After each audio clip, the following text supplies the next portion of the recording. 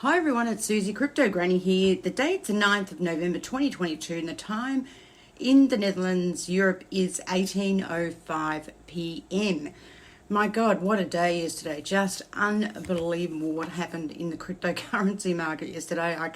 I'm still absolutely flabbergasted by it, I've got to tell you that. Just unbelievable. And even today we've got the aftermath of what happened yesterday with FTX. And it's just an absolute contagion. You know, one thing affects another. We also saw a lack of liquidity in the equity markets. The equity markets started selling down after FTX got absolutely slaughtered. FTT, I should say, the token of FTX, the exchange. Literally, it started at roughly about 24 hours. It started at $22 price for FT token and pushed down on KuCoin, and I was watching it go down to about $2.95. Short sellers were just in there hammering the token, as well as Solana and other projects. FTX had actually invested in Solana literally, at the ICO level. So it's strange that they're really hitting Solana today. But again, it is contagion effect. Now, clearly, I was very critical about CZ Changpeng Zhao from Binance. Yesterday, early morning, or the 6th or whatever it was, he basically said that he was going to be selling FTT token, 500 million. And it was just a stupid thing to say to the market. It is like a red flag to a bull. You're telling everyone in the market, you're going to be selling something, and this is what I'm selling. And so, of course, you're going to have front running. And front running means that everyone starts selling before Binance does. And you can tell that Changpeng Zhao is not a trader or someone that's been a portfolio manager, because you'd never tell people in the market what you're buying or selling, because you will get front running. Okay, a bit like Melvin Capital that got absolutely hammered and lost billions of dollars with gaming stock. Everyone knew Melvin Capital was short gaming stock massively over and above the actual circulating shares in the market. And of course, all the retail traders started buying GameStop, and boom, up it went. And Melbourne Capital lost all their funds, billions and billions of dollars, and got absolutely hammered because they were short. If you short something and the market goes up against you, you're going to get cremated. If you long something and the market goes against you on the downside, you're going to get cremated. So we saw front running in this market yesterday, and that's very clear to me that Changpeng Zhao is not a trader, because you would never tell the market what you're going to buy or sell. It's just terrible what happened yesterday, I have to say. And we know all about this, back and forth with, Sam Bankman-Fried and Changpeng Zhao a couple of days before that, in terms of the whole Amelda research thing and FTX as well. And it turns out that FTX obviously had their own token, FTT, as collateral for their own borrowings. And that's a real risk, because if you've got your token as collateral and suddenly people start selling that token, the asset for your borrowings is going down dramatically while the borrowings are still there. So it's like your assets were worth $100, you borrowed $100, say, very simply, and then everyone starts selling that asset, which is what we saw yesterday.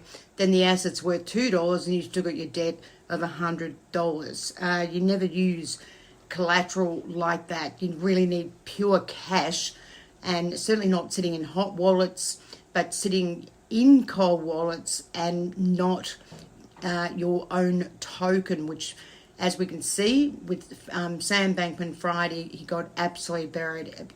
Literally, he lost something like 16 billion yesterday, literally 94% of his overall wealth.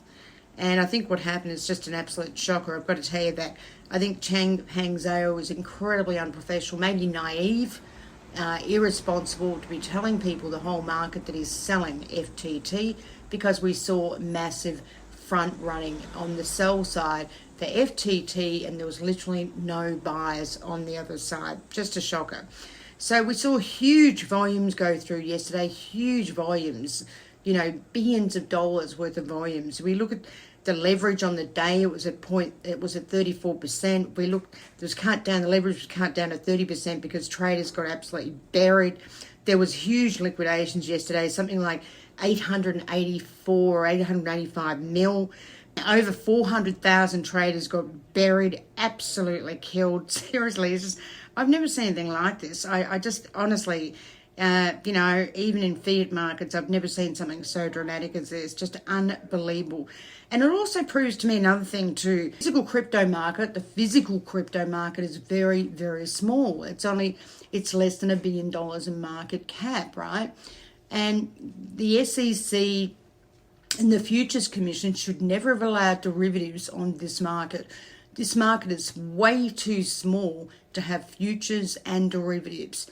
The thing is, when you've got coin, you've got a limited supply, right, from the ICO, a limited supply. But with futures, the exchanges can allocate as many futures as they want, right? Derivatives, futures, derivations of the underlying asset, but not the physical asset.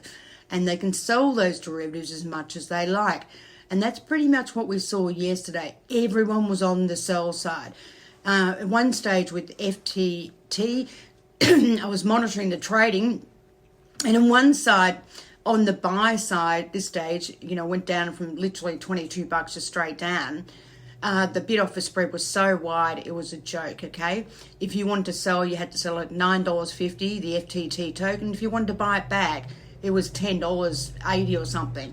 And this is what happens in markets where there's no liquidity. Liquidity yesterday so low, the total market liquidity in the market was about 2 billion, and that's extremely low. A normal functioning market should have at least $5 to $6 billion of market liquidity. And this is why I sold the US 30 index yesterday, the Dow, because I could see market liquidity overall in the cryptocurrency market was extremely low. And by virtue of all markets being related by cash, physical cash, this market was getting hammered, and it started to affect certainly the equity market, the US equity market, okay? And that's what we saw yesterday. Subsequently, the US equity market did come off too, because people were actually liquidating their assets, trying to get cash. Now, clearly, if you're on margin call with the exchanges, you've got to top up those margin calls if you've got a wrong position on and against margin, against borrowing, I should say. If you don't type up those margin calls, you will get literally liquidated and carted away. And that's pretty much what happened yesterday with more than 402,000 traders in this cryptocurrency market. Absolutely incredible price action. I've never seen anything like it for a long time. So the sellers just hammered the market. We saw Qcoin, Coinbase, and Kraken go down all through the day. There was backlogs, network issues. New users were trying to open up accounts with Coinbase. People were moving money all over the place. People were moving money from every other exchange to Binance. It was just unbelievable what we saw. Ultimately, Binance would have won out of this in terms of transaction fees, in terms of assets people were holding. Went to Binance. The inflows for Binance would have been enormous yesterday. Absolutely enormous. Seriously, it's just incredible that how someone like Changpeng Zhao, who's a genius in terms of coding and risk management and everything else, but seriously missed one of the fundamental things about trading markets or investing in markets. You do not tell people you're going to sell a particular token $500 million worth, because it just encourages every short seller out there to front run the selling of FTT. And so, in a way, I really have to say that, he's really much responsible for the vicious sell down in FTT. Just a shocker, an absolute shocker. Now, any exchange that had that sort of sell down yesterday, would be in dire straits if they didn't have billions and billions and billions of dollars sitting in, USD or, in a stable coin that doesn't move away from its peg, okay? 1 for 1 with the US dollars. So just incredible, and I'm still getting over yesterday. Seriously, it was just such a hectic day for trading and everything else. On the investment side, I had some clients ask, will we pick up some FTT? I said no. In these sort of environments, you just stay out of the market. The fact that, Bitcoin hasn't gone through 24,000, we have not been buying anything on the investment side for a while, quite a long time, probably about 3 or 4 months. because Bitcoin below 25,000 was still quite negative, needed to really get through that. And now we see Bitcoin today at 17,198, Ethereum at 1185. Very quickly, just going through some of the stats, Binance at 294, Binance got up to 390 yesterday and then came down to 294, XRP at 37, and FTT, wherever that thing is at the moment, the last time I looked it was at $4 or something, just bear with me. But, you know, what a tumultuous day, seriously. Also, give me, what have we got? FTX token at 388. Also, late last night, it was 1 o'clock in the morning, I went on to CZ's Twitter thing and he was talking about an airdrop of FTT token, something like $10 million. But I don't think that's happening anymore, just with what's been going on here. So, huge day. If we look at the market cap overall for looking at Live CoinWatch, according to their market cap, Live CoinWatch, market cap at the moment is 875.87 bill. Volume is huge at the moment, over 133 bill. Liquidity is pretty average at 3.4 bill, and Bitcoin dominance is at 37.7%. If you go back to the market cap has been this low. It was this low back on the 21st of January 2020. Right, which means 2 years of network gains for fantastic blue chip crypto has just been obliterated away in one day, less than 12 hours. Over 2 years of network gains have just been sold away. Absolutely unbelievable. Hammered and hammered and hammered. Also, with this whole situation, Binance Changpeng Zhao or CZ has come out with telling people that you really need to have proof of reserves, okay? What happened with FTX was a massive liquidity drain. Their collateral, which was FTT, was going down quickly against the debt and the borrowings, right? And, you know, CZ made an important point. You should never have collateral being your own crypto, because if it gets hammered, you're absolutely going to get killed, right? Absolutely killed. So CZ made a very important point. He said, you know, BNB CEO promises to implement proof of reserves after run on FTX. He said, we all need, in terms of the exchanges, to do a Merkle tree proof of reserves in the interest of full transparency. Bank runs on frictional reserve crypto exchanges should not happen, okay? In other words, we shouldn't use our own coin, like Binance, using Binance as collateral, particularly if there was a run on Binance itself, right? So unfortunately, Sam Bankman-Fried, who was worth probably about 15 to $16 billion, lost 94% of his wealth yesterday, which is very, very sad for him.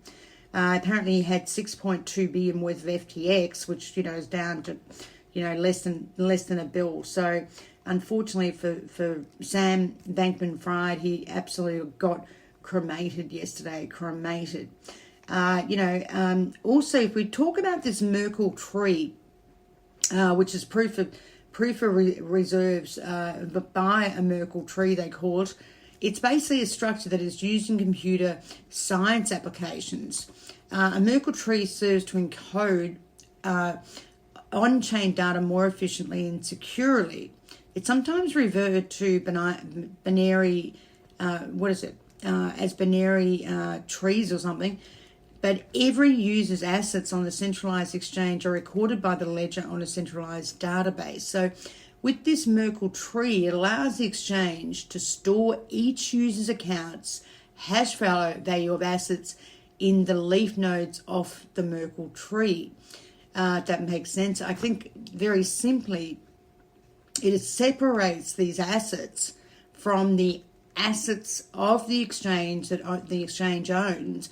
And then these assets can be actually audited, right, as a separate, holding, where you can actually look at these separate user holdings in a Merkle tree, which is proof of reserves, and they can be audited by a third party. And this is what Binance is talking about. And so all the exchanges now, including KuCoin, Huobi, Gate, Kraken, and Coinbase, are all doing proof of reserves using a Merkle tree.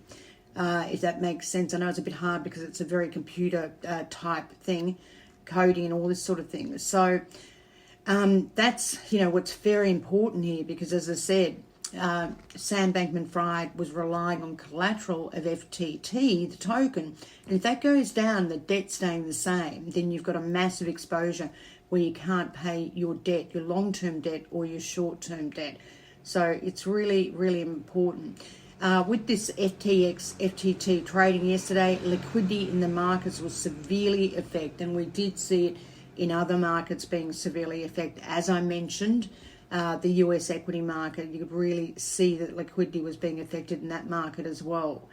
So this Merkle tree basically is Merkle tree proof of reserves, which is full transparency, where the reserves actually get audited by a third party. I think that's pretty important, and that's the gist of it.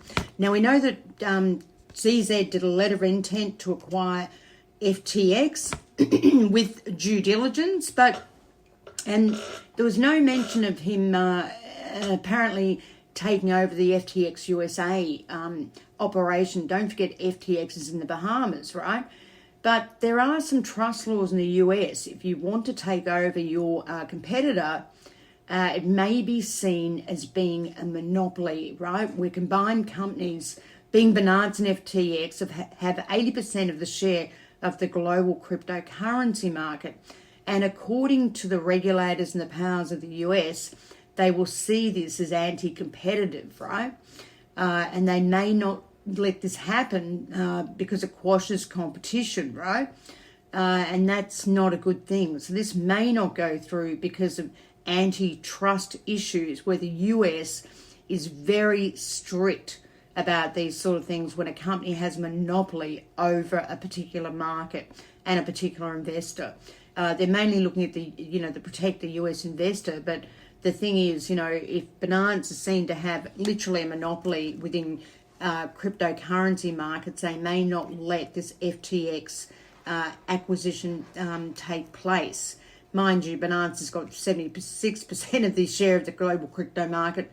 FTX had 4%, so another 4% doesn't really matter. But the US could, the regulators that are so strict about this could actually quash this. So I think we just have to wait and see. But I would not be buying, any FTX, FTT, or anything else at this minute. We just need to wait and see how all this pans out. Now, there's a lot of institutions that invested in FTT.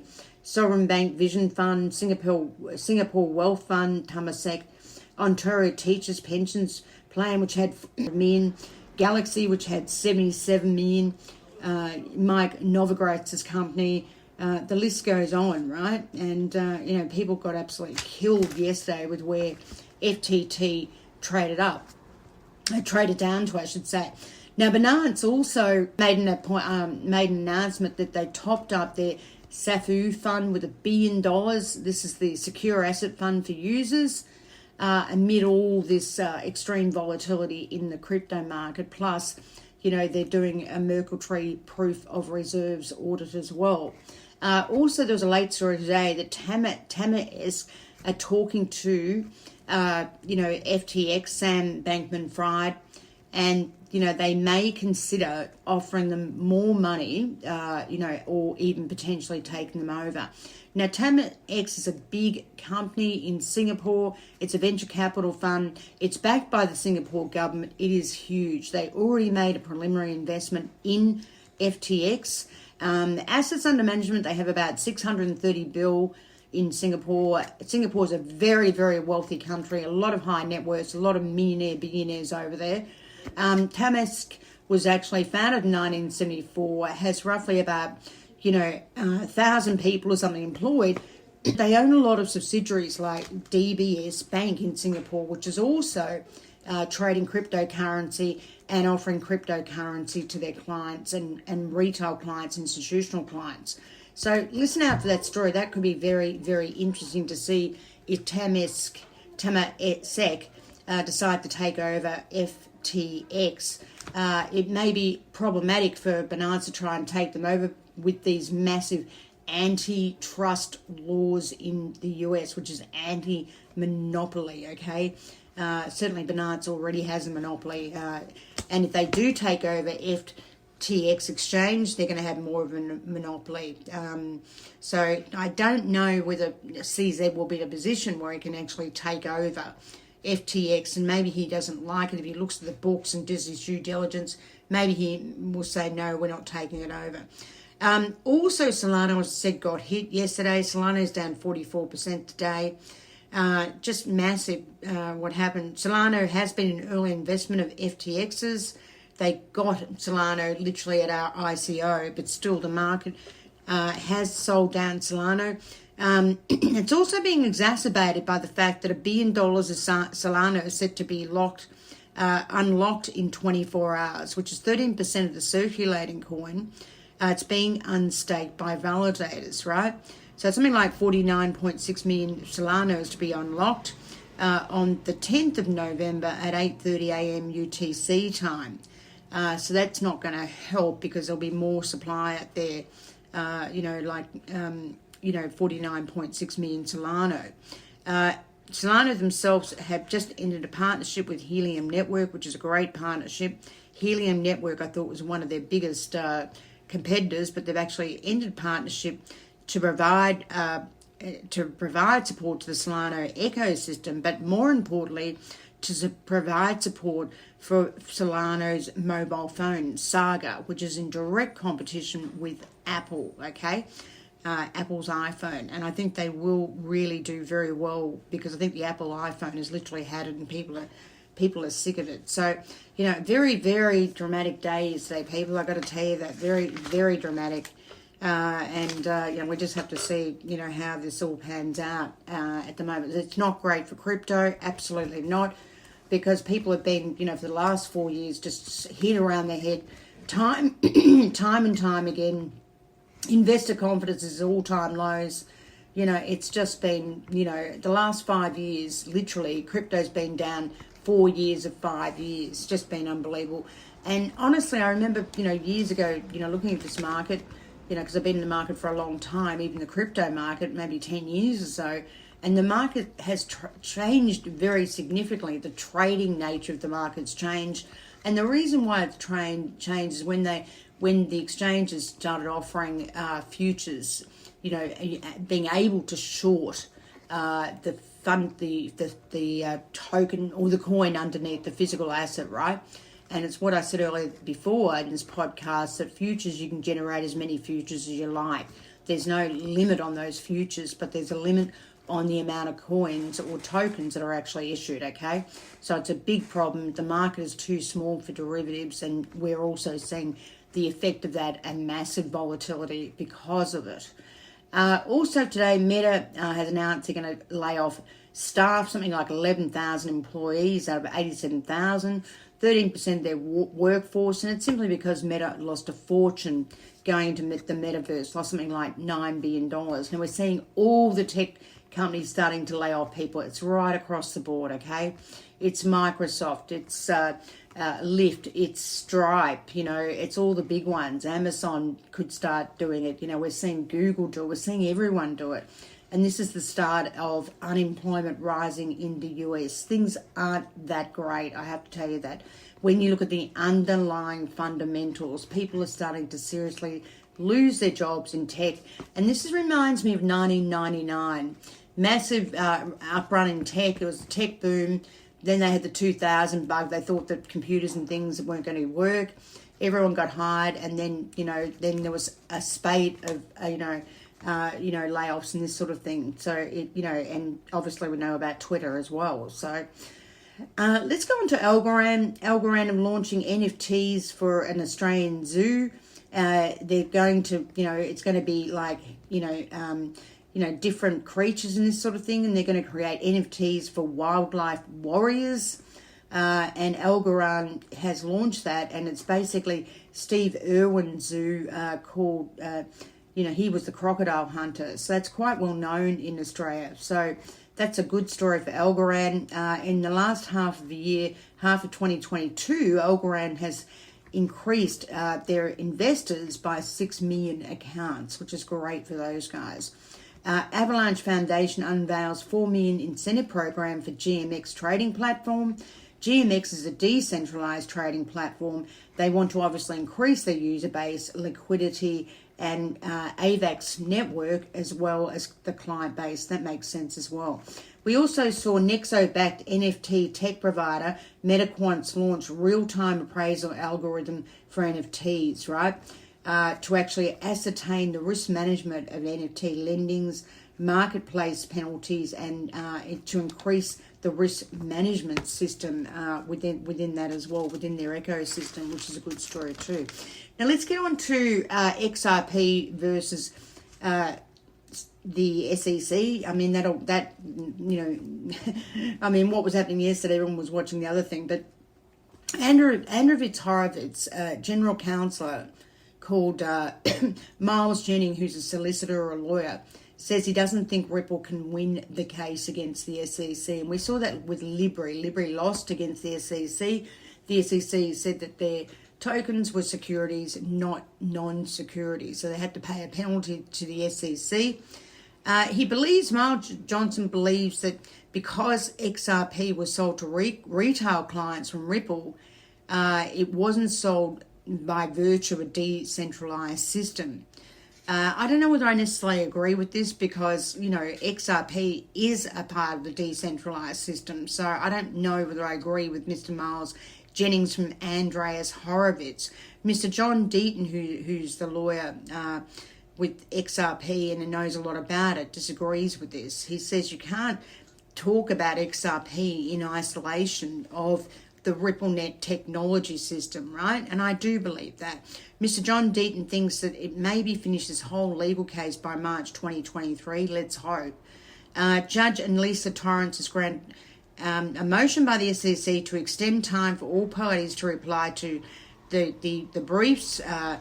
Parties had to respond to the judge by putting in briefs at certain deadlines, particularly the amicus briefs, which is a friend of the court to Ripple, and supporting documentation, and there's some specific dates being November the 30th and November the 11th. But it looks like the SEC is asking for more time. Seriously, these guys work in their own time period. Fair income, I'm not kidding. Of the Friends of Ripple or amicus briefs to the court, there's about 12 supporting clients or associates supporting Ripple. And don't forget Coinbase has supported them, and so is Blockchain Association. But it looks like this XRP SEC legal case will be drawn out to at least March 2023, which is not great for XRP. We just keep waiting and waiting and waiting, and it's such a pain, seriously. Elon Musk sold 4 billion of Tesla shares, 19.5 million. There is speculation that he may buy Dodge or some cryptocurrencies, but we just have to wait and see.